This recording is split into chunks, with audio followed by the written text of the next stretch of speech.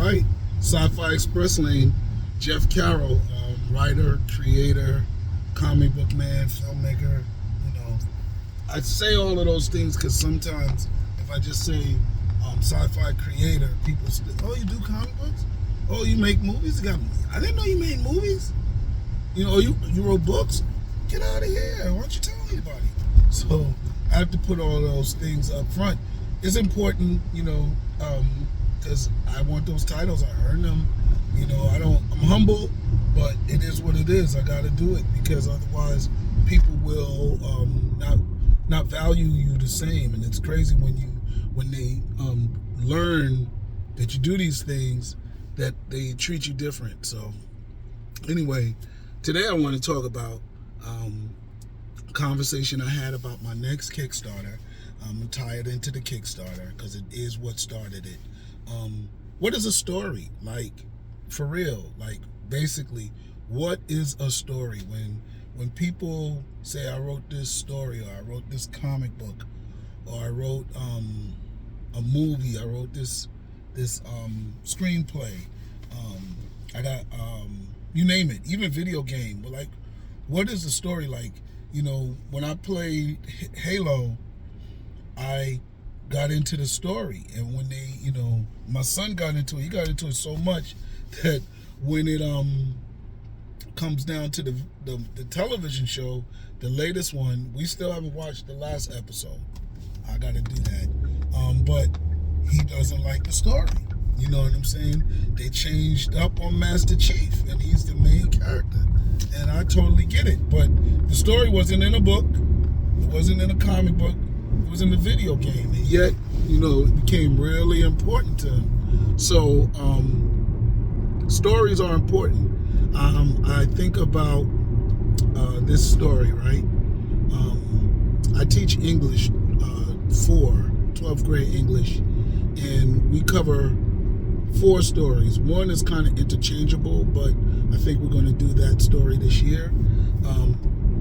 We do the first story in sort of the English language, which is Beowulf. Okay, it's actually an epic poem, a long poem, but it's very interesting. And then because it's a story, and in all the elements of a story, it is a story, right? Then you had Canterbury Tales, right, which was, again, Geoffrey Chaucer, another stage of European history, but English history. They were starting to formulate literary devices and stuff like that. More. They had them in Beowulf, but there was more. And then you have, we do 2 stories in there. And then, for those that want to know, we do Wife of Bath and the Partner's Prologue.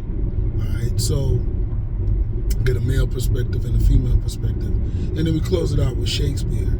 And all of those stories are stories, right?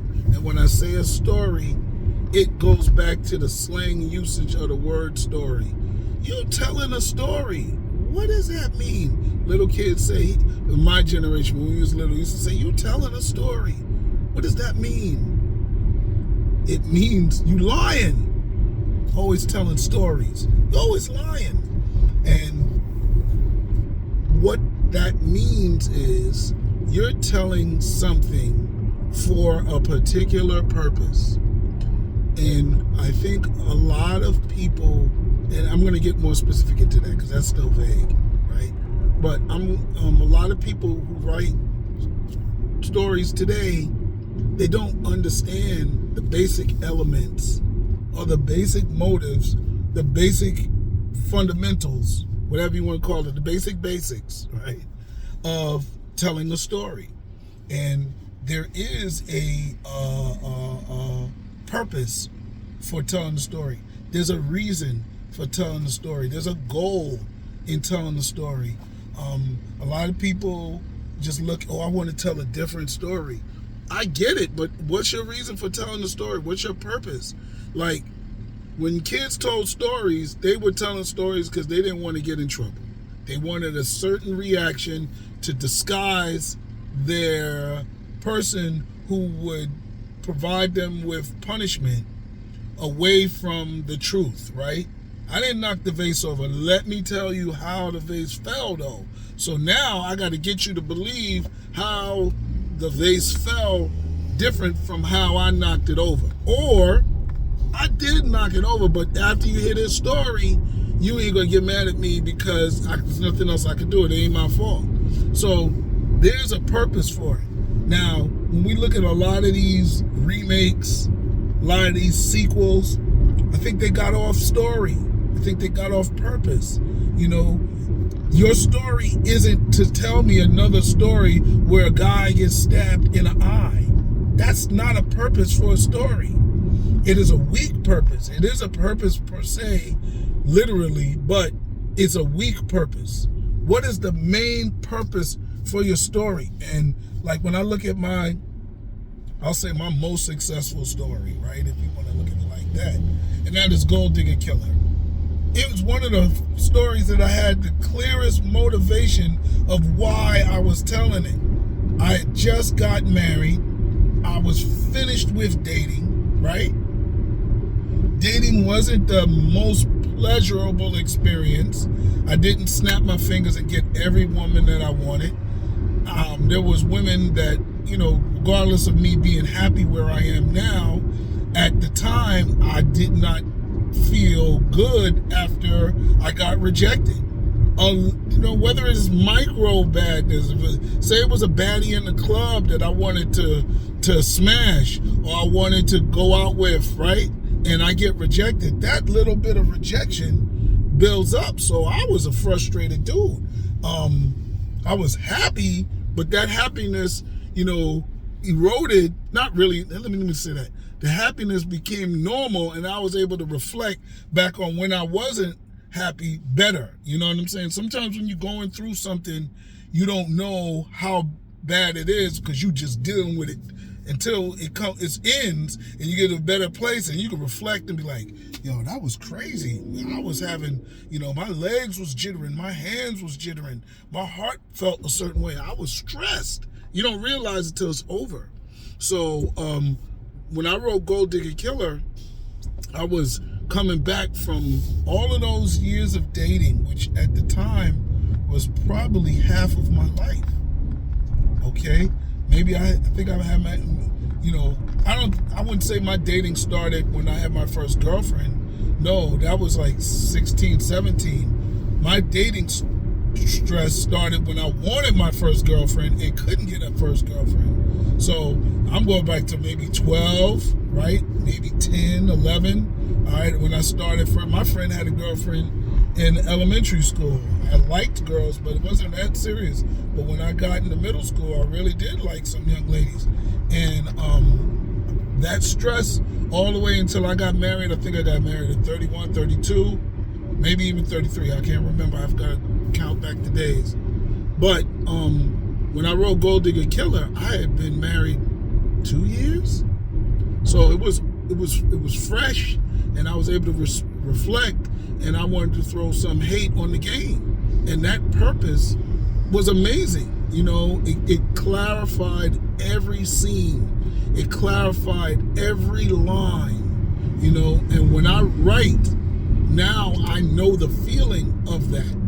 You know, when I wrote my first movie, I was on point. You know, I was on point because it was about a comedian that had a nervous breakdown, you know. Now, that was my first movie, right? And I've been working with comedians all the time, and I started to see some of them making it to the next level and some of them not, and some of them coming back. And I was like, damn, this is a lot of stress. I can see somebody losing it, you know, and maybe not killing somebody, but I can see the stress. So that's where I wrote from. My first movie, screenplay, first formal story that I would say started my writing career, I wrote it in 96. It was a vampire story, and it lacked that specific, like I wanted to write a black version of Lost Boys. And when I wrote it, I don't even think I got to 60 pages or 50 pages. It had an identity, but it wasn't, there wasn't no purpose in telling it.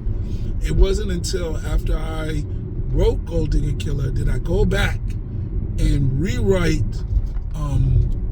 my vampire story. It was called Vamp 5 Vamp, fraternities and sororities, mixed in with vampires, and there's still more twist to it. Did I write that and fix it? But a story in general goes back to that elements of, you wanting to get something off your chest. You have a purpose. You want to be a message. Like, you think of these. I don't watch the Christian-based movies, right? But think of something like The War Room, right? I want to show this from how stressful it is and how beautiful it is for the Lord to answer your prayers and the things that you have to go through. That's why screenwriters steal from real life drama, to make good stories, because the story actually wrote itself. Now there's something else. This is where it relates to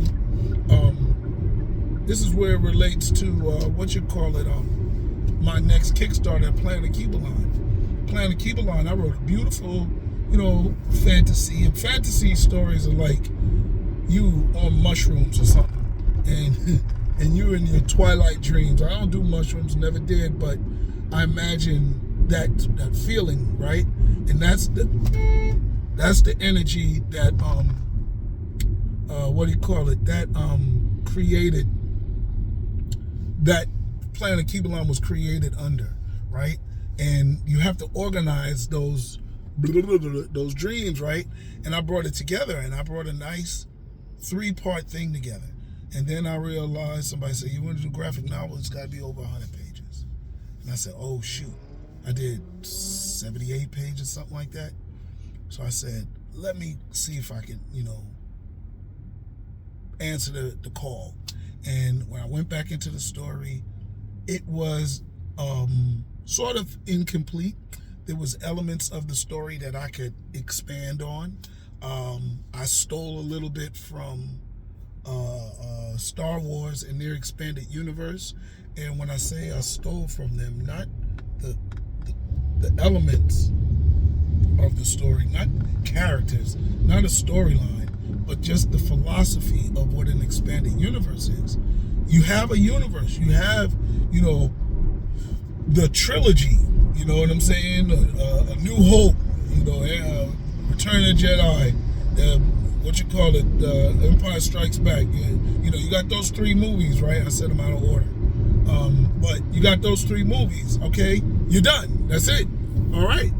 It's problem solved. They blew up second Death Star. Let's go. No. There's more to the story. And that's when you realize there's a story before the story. There's a story after the story. And it might, depending on how big the story is, be stories inside the story that's not told. And those stories, like Rogue One, can complete, and that's a beautiful analogy, right? Like Rogue One fills in how they were able to figure out how to destroy the Death Star. That's a beautiful story. It was not needed for the 3 movies, the first 3 movies, to be enjoyed, but it definitely filled it in. So when I went back to look at Plan to Keep Alive, I found my Rogue One, right? And it didn't come in the form of a Rogue One. It didn't fill in a plot hole, right? Rogue One fills in a plot hole. But what I did find was something in the beginning of the story that I wanted to bring towards the end and close that out too. Because, the conclusion of Lord of the Rings, or even Star Wars, right, is a beautiful thing. Lord of the Rings, more so the first trilogy, right? When they finally get the ring back to, destroy the ring, and they're back at the table that they started the journeys at, when they said, all right, you little hobbits, y'all take the ring to Mordor. We're going to go unite the kingdoms and fight off the orc army, try to stop the white wizard, right? So when they decide to come together, that same table is at the end. And so in my Plan to Keep Alive, I didn't have that last table sequence. So I kind of played around with it to create something like that. And it's just a beautiful thing, so people ask me, a friend had asked me, was the story over? I was like, not really. I wanted to make 2 more books, but it could have felt anticlimactic, or could have felt like another story, and it legitimately is another story, but it does conclude my story on planet Akibalan. So the story was always going to go on to other planets and eventually even come to Earth, but I wanted to wrap up the business on Planet Akibalan. Now, if they go back to Planet Akibalan, it's just going to be because they dropped their keys. They got to come back and get their keys or something like that. But yeah, so there's a story before the story that kind of sets up the story. Like Lord of the Rings, they did the 5 armies. That wasn't good as good as Lord of the Rings, but they tried to do it. Star Wars, has continual stories before the main story that we saw, New Hope. And there's stories after the story, and they all are important because they still relate to the central first story that you was told, and that's it. So there's a lot more to a story than what I'm just saying to you right now. I would love to use these European stories that I have to teach, and get into Beowulf and Hamlet and Canterbury Tales, probably even some more. I had to learn European literature to teach teach English or European literature. So anyway, I'll flex my knowledge later on. But thank you. Like, subscribe, share, and comment.